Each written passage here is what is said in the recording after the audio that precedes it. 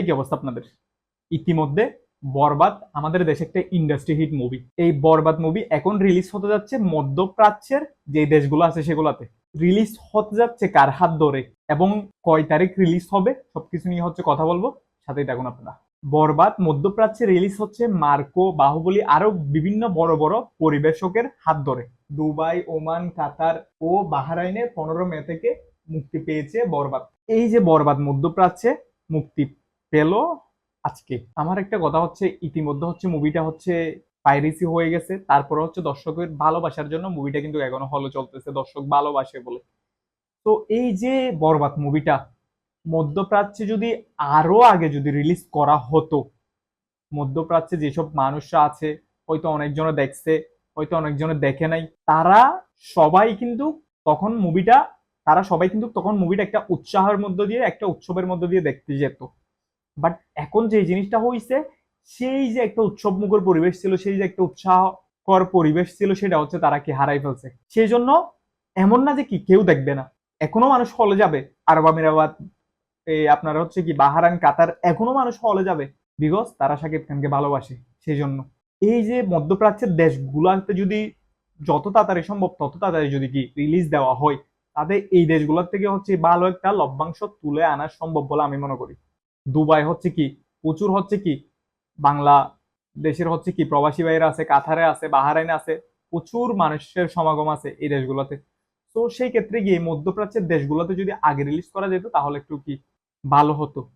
যেমন হচ্ছে আপনার আমেরিকা থেকে শুরু করে, যুক্তরাষ্ট্র থেকে শুরু করে, তারপর হচ্ছে আপনার ইতালি, এই অস্ট্রেলিয়া থেকে শুরু করে, ওইখানে রিলিজ দেওয়ার পর যদি এখানে রিলিজ দেওয়া হতো, তখন পাইরেসি হলেও একটা নিশ্চয়তা থাকতো, ভালো একটা। বাট যাই হোক, দিন শেষে আমরা চাই হচ্ছে বরবাদ মুভি চলুক, এটাই হচ্ছে আমাদের চাওয়া।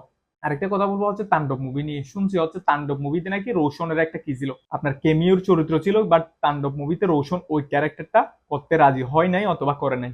আমার কথা হচ্ছে, সে যেই ডিসিশনটা নিবে সেটা হচ্ছে তার লাইফে ইম্প্যাক্ট পরে মতো করে নিবে। এখন রোশন হচ্ছে কি কেমিও চরিত্রটা নেই নাই, রোশন নেই নাই এই জন্য যে আরো অন্যান্য নায়ক এই সুযোগটা একদম কি লুফে নিবে না এরকম কিছু না।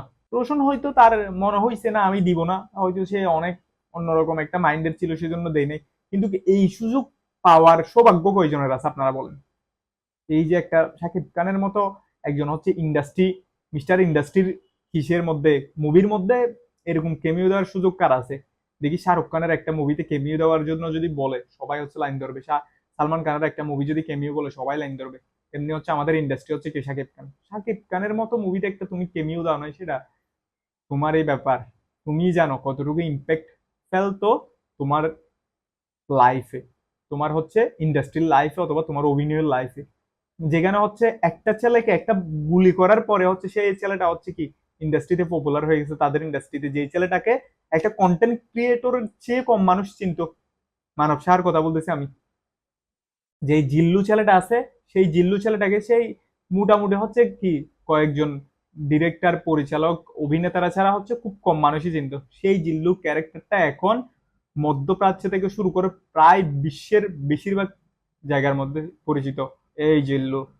সেখানে আপনি একজন, আপনার মতন নায়ক একজন এরকম কেমিও অথবা অন্যান্য কিছু, দেখ এগুলো নিয়ে আমরা কথা বলতে চাই না, বিকজ এগুলো হচ্ছে যার যার পার্সোনাল একটা কি ব্যাপার।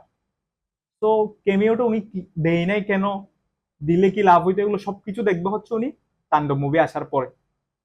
বিকজ মেগাস্টার শাকিব খানের সাথে কেউ ভাইয়ের রোল, কেউ বোনের রোল, কেউ মুখের রোল করার জন্য হচ্ছে সিরিয়াল ধরে আছে, সেখানে একজন নায়ক কেমিও দেয় নাই, তার মানে আমাদের বিশাল লস হবে এরকম কিছু না। তার ভুল কি ছিল, সে কেমিও কি জন্য দেয় নাই, সেটা তো মুভি আসার পরে সে বুঝতে পারবে, সেটা তো আমি বলতেছি। তো আমরা চাই হচ্ছে বরবাদ 100 কোটি পার হোক। এবং এখন আমাদের সবার নজর হচ্ছে শুধু একদিকে, সেটা হচ্ছে তাণ্ডবের টিজারের দিকে। কে কি করলো, কে কি করলো না, সেগুলো এখন দেখার সময় নেই, আমরা তাণ্ডব নিয়ে আসি। তাণ্ডবের টিজার আসবে খুব শীঘ্রই, আপনারা সবাই রেডি হন।